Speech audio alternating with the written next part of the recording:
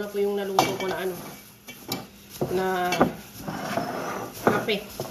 Kasi kagabi, habang nakaupo kami doon sa loob, binake ko na siya habang may bisita.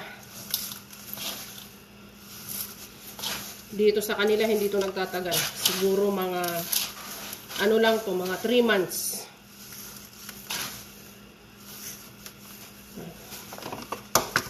Binibake ko na siya kasi dati niluluto ko lang siya sa dito sa kaldero. Nakakapagod mag halo-halo. Kaya ganito na lang, binibake ko siya. Okay rin naman yung resulta. Tapos ilalagay ko na lang siya dito sa garapon.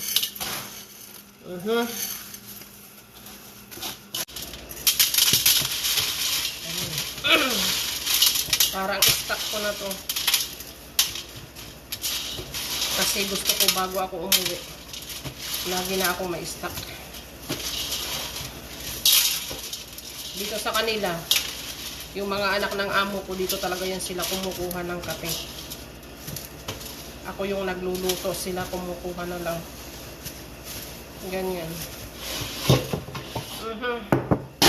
So, ito na. Nakarami na ako.